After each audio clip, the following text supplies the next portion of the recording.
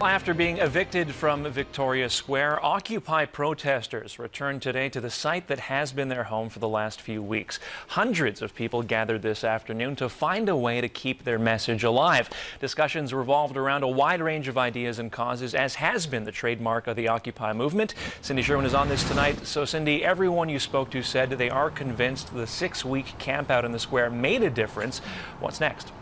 It's very hard to tell, Paul, what's going to happen next because they define themselves in this sort of loose, amorphous way. They're non-denominational, they say, non-hierarchical. And so will they be able to continue to work together to communicate? But they say what unites them are their convictions. And so they're convinced that it is the issues that will move them forward. People trickled at first into Victoria Square, former tent mates and new observers. Everyone was on message. I think everybody should have a right to have a say in a democratic process. And I think that the 1%, they have too much power. It's true. And people lost their voice.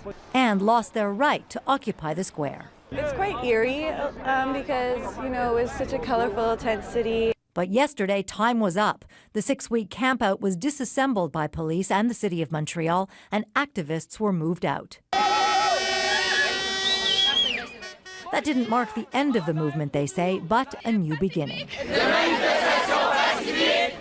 There are certainly some ideas here about how the Occupy movement will continue in Montreal, what form it will take. But aside from holding regular general assemblies, there's no concrete plan yet. Yeah, there's been things about occupying spaces, maybe like just putting up a tent in this square, this place and that place to keep the movement alive. Occupiers insist, despite their solidarity and their ability to communicate messages as a group, they are not an organization. They're more of a state of mind.